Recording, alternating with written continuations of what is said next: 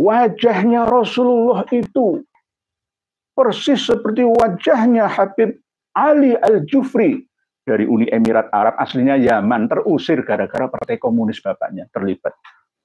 Habib Ali Al-Jufri itu ngomong ya, manis ya, itu wajah Rasulullah. Ustadz Abdul Somad loh, sampai seperti itu dulu, sampai saya heran. Kenapa orang yang lulusan Timur Tengah, Afrika Utara, sekelas Buya Ar-Razi Hasim, ilmunya sama saja, halunya. Itu saya sampai heran itu. Ya. Kitabnya mana? Dasarnya mana? Dasarnya mana? Coba tunjukkan ke saya kalau Habib Ali Al-Jufri itu wajahnya seperti wajah Nabi kita Muhammad SAW. Semua kan perlu data. Ya, mungkin berdasarkan gendam saja, cinta buta juga bisa. Bukan Habib Ali Al-Jufri. Gak ada dalilnya, gak ada asar hadisnya, gak ada. Ini ada. Ya.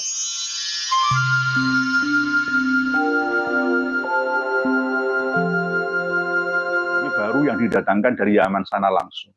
Itu visanya visa turis atau wisata atau bagaimana, maksimal 1 bulan atau bagaimana ya, saya kurang tahu prosesnya di imigrasi seperti apa itu loh. Harusnya ya harus mengerti bahasa Indonesia. Kalau ceramah di sini harus wajib pakai bahasa Indonesia, nggak boleh pakai bahasa Arab versi mereka diterjemah oleh Habib-Habib dari sini dengan bahasa Indonesia. Ya bisa ditambah, bisa dikurangi. Kejujurannya kan kita nggak tahu, kita nggak ngerti bahasa Arab. Kalau saya sedikit ngerti. Kalau orang awam kan ya banyak yang tidak tahu. Kalau diterjemah bahasa sesuai dengan apa yang menjadi keinginan ya Habib-Habib yang ada di sini kan ya siapa tahu, kita patut curiga gitu. Kadang-kadang ngomongnya Habib Umar bin Hafid itu 5 kalimat. Al-an faqad ra'aituhu kawajhin nabi, terjemah bahwa sesungguhnya beliau Habib Umar bin Hafid itu meyakini bahwa wajah Rasulullah itu sesuai dengan wajahnya Habib Ali Al-Jufri. Ya. Panjang ya. Ternyata padahal nggak seperti itu aslinya. Bisa ditambah, bisa dikurangi. Karena bahasa yang berbeda. Penerjemahnya ini nggak objektif juga bisa. Nah itu. Nah ini masuk diterima oleh sekelas doktor lulusan Maroko. Wajahnya Rasulullah itu persis seperti wajahnya Habib Ali Al-Jufri dari Uni Emirat Arab, aslinya Yaman, terusir gara-gara partai komunis bapaknya terlibat. Habib Ali Al-Jufri itu ngomong ya, manis ya, itu wajah Rasulullah. Ustadz Abdul Somad loh, sampai seperti itu dulu, sampai saya heran. Kenapa orang yang lulusan Timur Tengah, Afrika Utara, sekelas Buya Ar-Razi Hasim, ilmunya sama saja, halunya. Itu saya sampai heran itu. Ya. Kitabnya mana? Dasarnya mana? Dasarnya mana? Coba tunjukkan ke saya kalau Habib Ali Al-Jufri itu wajahnya seperti wajah Nabi kita Muhammad SAW. Sekelas Sang Mas Ustadz Abdul Somad itu mengatakan seperti itu, bagaimana ya? Saya itu heran ya. Saya nggak pernah kuliah di Maroko sana, apalagi Al-Azhar. Kuliah saya itu di lokal saja. Mondok-mondok saya itu ya di Kiai-Kiai Duriah Wali Songo. Tapi saya nggak mau ngawur seperti itu, karena takut ya, nanti dijadikan pegangan oleh umat dan masyarakat. Menyesatkan 1 orang itu nggak apa-apa. Kalau menyesatkan banyak orang, harus dicabut. Habib, wajahnya Habib Ali Al-Jufri itu nggak mirip Rasul. Akhlaknya Habib Umar bin Hafid itu akhlak Rasulullah. Ya ada unsurnya, tapi enggak semua. Semua umat Islam di Indonesia, di dunia ini mengandung unsur berapa persen gitu akhlaknya Rasulullah. Jenengan akhlaknya juga Rasulullah. Pulau ada unsur walaupun 1% akhlaknya Rasulullah. Ada. Tapi jangan langsung 2 Habib Umar bin Hafid. Enggak ada. Yang asli, wajah Rasulullah yang asli yang ada di dunia ini 1, Imam Hasan Al-Mujtaba.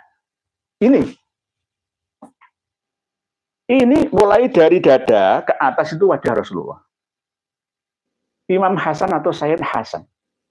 Kalau dari dada ke bawah itu Husain. Ada kitabnya, tak bukakan. Loh, semua itu perlu data.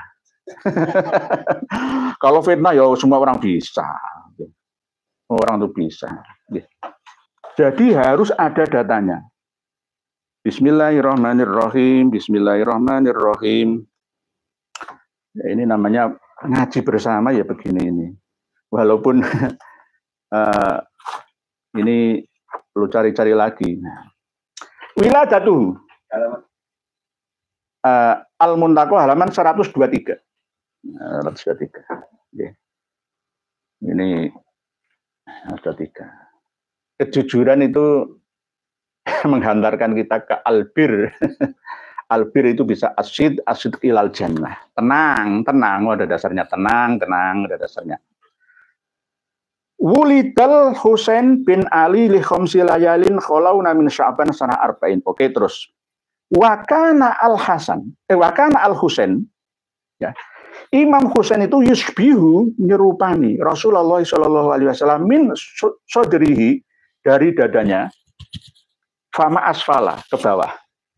Jadi Imam Husain bin Ali bin Abi Thalib, Sibet itu cucu dari anak perempuan kanjeng Nabi. Kalau Hafid itu cucu dari anak laki-laki. Sayyidah Fatimah itu kan anak perempuan. Berarti Sibet. Wa kanal Husain yusbihu Rasulullah Shallallahu Alaihi Wasallam min sodrihi fama asfala. Ini seandainya itu tok, nggak ada Habib Muhammad bin Hafid itu nggak ada, atau Habib Ali Al-Jufri nggak ada.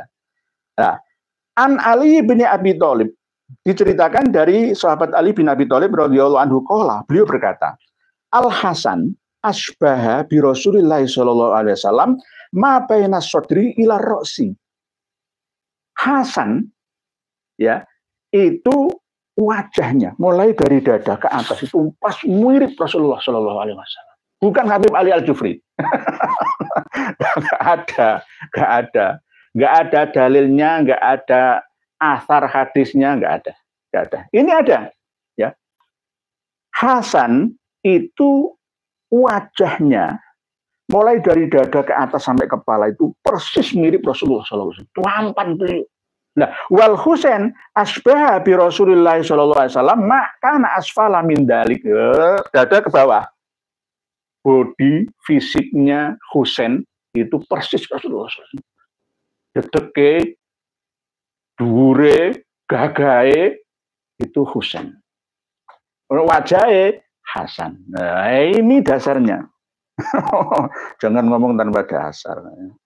Halaman 123 kitab Al-Muntaqah fi Aqfil Hasan Al-Mujtaba. Wajib dimiliki oleh semuanya. Semua kan perlu data. Ya, mungkin berdasarkan gendam saja, cinta buta juga bisa. Apa sebagainya? Mereka mengklaim Wali Songo dari Azumatkan. Tentunya harus cerita kisah hijrah keturunannya.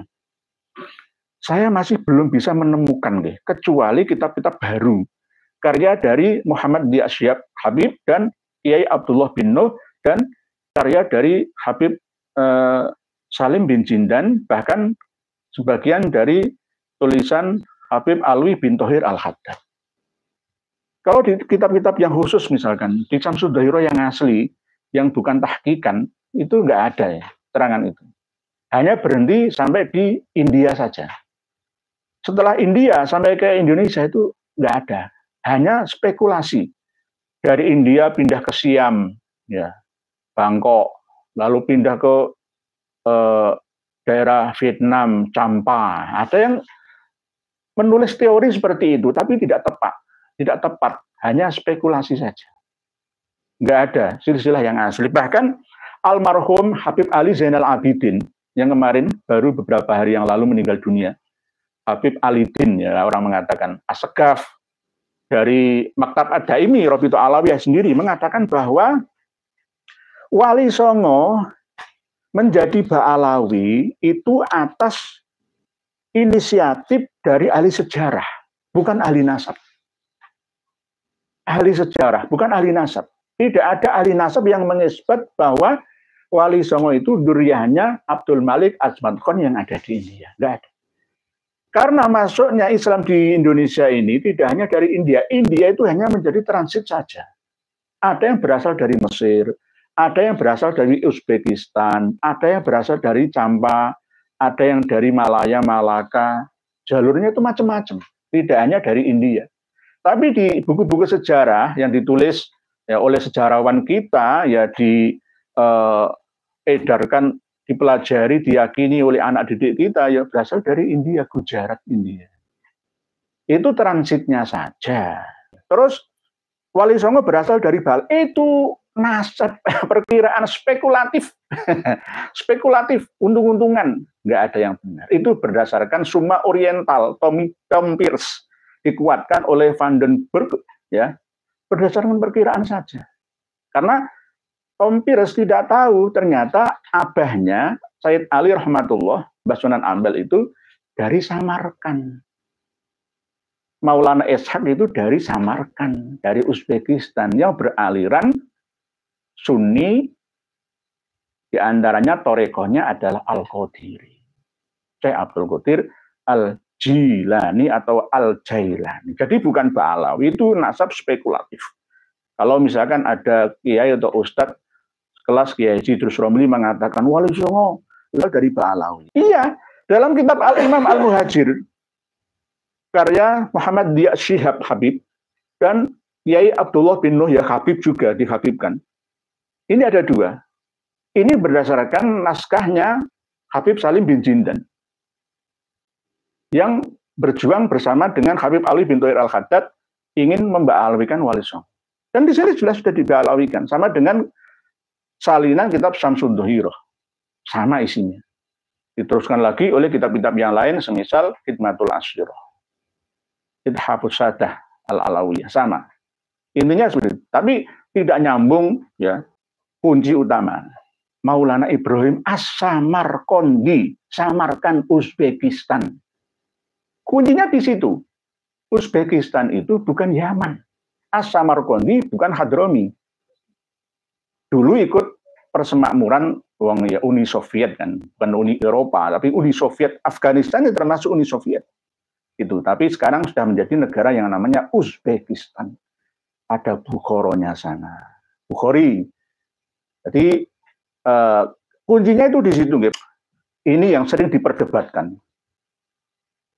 Bahkan sekelas Kiai Haji Miftahul Ahyar itu mengatakan, dulu abad 4, 5, 6, 7, 8 di Hadramaut itu kacau, masa membuat silsilah loh. Ini loh, persyaratan menetapkan nasab jauh itu ada 3, di antaranya harus ada datanya. Buka kitab Al-Muntaqo fi Aqabil Hasan Al-Mujtaba. Bukan. Ini yang dijadikan dasar oleh mahasiswa kita yang membela kita bahwa memang benar Ba'alawi itu tidak dikenal di sana sebagai dzurriyyah Nabi kita. Ini loh. Wa kaifiyatu thubutin nasabi indan nasabah takunu bi thalathi turukin. Cara menetapkan nasab menurut ahli nasab, pakar nasab itu adalah sudah memenuhi 3 jalan atau prioritas. Wahia, ketiganya adalah yang pertama, awalan ayyura khattu nasabah mausukun bih. Harus ada tulisan yang mencatat bahwa Ubaidillah itu ada pada abad ke-4 karena wafatnya itu tahun 383. Minimal abad ke-5, abad ke-6, abad ke-7, abad ke-8 nggak ada semua. Baru 9 akhir ada. Berarti nggak masuk dalam kategori ayyura khattu nasabatin mausukun bihi wa yu'rafu khattuhu. Dan harus ada tulisannya. Harus ada catatannya. Harus ada manuskripnya. Inilah Al-Muntaqo Syarif Ihab Dzurriyyah Hasan Al-Mujtaba yang ke-45. Al-Muntaqo. Wa yutahaqqaqahu, dan ditahqiq, disalin, ditulis lagi wahina idzin idan syahida khattun nasabah bi syai'in umila alaihi. Harus ada catatannya. Kalau nggak ada itu bagaimana? Nggak ada itu. Oh, nggak ada. 700 tahun catatan Wali Songo yang nyambung ke Atmat Khon itu nggak ada. Nggak tertulis. Nggak tertulis. Tiba-tiba setelah kaum Ba'alawi yang datang ke Indonesia abad 19, 1800-an 1850, 60, 80, sampai 1940-an, tiba-tiba mau membelokkan nasab Wali Songo diakui ke Hadramaut Yaman. Itu bagaimana? Coba lah dipikir-pikir. Padahal kita ini masih punya data. Masih ada datanya. Dikira kami ini bodoh semua, diam itu bodoh. No? Kami diamkan ratusan tahun nih. Dulu, tahun 1898, nenek buyut kita orang-orang Jawa, Madura, ya itu diboyongi ya puluhan ribu ke Suriname oleh Belanda sana. Di saat yang sama, Belanda mendatangkan tenaga kerja dari Yaman sana ke sini. Adil enggak coba? Ya karena apa? Belanda curiga. Nanti kalau orang-orang pribumi sini bekerja ikut perkebunan saya, di pertokoan saya, usaha-usaha milik negara Belanda, nanti berkhianat bagaimana? Semakin kuat alam berontak lagi seperti Pangeran Diponegoro bagaimana? Seperti kiai-kiai itu. Keturunan Wali Songo itu rata-rata pemberontak, ekstremis, teroris bagi Belanda. Mereka takut Belanda itu akhirnya mendatangkanlah untuk melawan Duriah Wali Songo, melawan hegemoni kiai, mendatangkan Habib-Habib itu. Dulunya bukan Habib, ya, pekerja. Sama dengan kayak kita ini bekerja di Malaysia, orang-orang kita kerja di Korea, ke Jepang itu. Cari duit. Amma awamilul hijrati fa ahammuha daiku ma'isyati hadramaut wa takasurul alawiyina biha. Tujuan utama Habib-Habib dulunya bukan Habib. Pemuda-pemuda yang tidak membawa wanita ke Nusantara itu adalah karena di Hadramaut sana itu larang pangan, sulit cari kerja, kebanyakan orang di sana itu melarat. Kalau untuk dakwah, mencetak ulama dan kiai, bohong. Bohong. Dakwahnya Mbah Sunan Gresik itu dakwah akhlak. Enggak keluar-keluar. Enggak. Mbah Sunan Gresik, Mbah Syekh Maulana Malik Ibrahim itu akhlakul karimah. Bagaimana akhlaknya berdagang, menghormati orang, bagaimana monggo belajar bahasa Jawa beliau. Menyatu dengan rakyat. Tidak memakai jubah, enggak memakai burqa sorban itu ya enggak. Para Wali Songo itu sebenarnya tidak semuanya pakai sorban seperti itu enggak. Itu pas pada acara-acara tertentu saja. Di sehari-harinya ya pakai blangkon. Ketui enggak kan baru kalau ketui. Ya pakai blangkon biasa, pakai pada Jawa, ya ada Nusantara, ada Madura, ada mana yang enggak. Baur. Gitu. Dan menghormati budaya yang ada, enggak menghina-hina itu enggak. Pak Ramdan ganteng, Pak Ramdan ganteng ya. Kiai Tai ini, lah ini tak cari ini. Kiai Tai ini fitnah terus bisanya ngiri ya. Kasihan santrimu itu, lo, kamu punya pemikiran kotor begitu. Debat sama Gus Zaini langsung lo, memang Anda benar-benar nyari kebenaran. Nah, inilah Pak Ramdan ganteng. Nah, memang kemungkinan Pak Ramdan ganteng ini aslinya itu tidak seperti ini, tapi karena saya sudah kadung ngomong, saya akan mencari tulisan yang misui saya, maka beliau misui saya dikatakan tai-tai. Lah inilah akhlak yang tidak seperti akhlak Nabi, tidak Islami. Ya, saya itu tidak pernah mengatakan tai atau enggak pernah. Tapi Habib mengatakan kiai tai itu sudah biasa. Berarti Ramdan ganteng itu kemungkinan kalau nggak mau kibin ya Habib sendiri. Pekerjaannya seperti itu, ya itulah akhlak mereka. Oleh sebab itu kenapa Roma Irama terbuka hatinya? Karena bisa membedakan ma bainal haq dan wama al batil, ya. Wama adraka mal batil. Ngerti beliau. Nggak harus alim, tapi orang yang mendapatkan petunjuk. Lah, semoga Pak Ramdan ganteng. Jadi saya disuruh debat sama Gus Zaini, langsung lo memang Anda benar-benar nyari kebenaran. Gus Zaini memiliki kelebihan yang saya tidak punya, dan saya memiliki kelebihan yang Gus Zaini tidak punya. Saya yakin beliau tidak akan berani debat dengan saya, karena saya mengaku sebagai muridnya. Karena saya menghormati semua. Kalau orang berdebat dengan saya, dia akan sungkan sendiri, karena saya menghormati semuanya. Tidak masalah saya ingin disungani, enggak. By data sekarang. Lihat saja apa yang disampaikan oleh Gus Zaini dengan apa yang saya sampaikan. Lihat aja datanya, mana yang benar. Orang yang memiliki akal sehat akan mampu menfilter mana yang tidak benar dan mana yang benar. Itu enggak Pak Ranton Jan? Jadi nyari kebenaran. Sudah saya buktikan kitabnya. Kalau Anda belum terbuka, belum dapat hidayah, satu trek kitab pun kebenaran saya sampaikan, panjenengan tidak akan bisa menerimanya. Tetapi kalau sudah saatnya Allah membuka jalan kebenaran menjadi hidayah bagi panjenengan, maka Allah akan membuat panjenengan mendapatkan petunjuknya. Begitu, Iwak gere, Ramdan ganteng, kamu budaknya apa majikannya ndawir? Ya mungkin majikannya ya dia sendiri. Pak Iwak gere cuma merubah nama saja, name-nya saja. Mat Virus Adiba channel Samsudin. Wali Songo pun benci sama pembelah ummah. Saya mungkin dikatakan pemecah belah ummah. Ini yang sering dijadikan senjata framing oleh Muhyiddin atau Pak Alawi sendiri.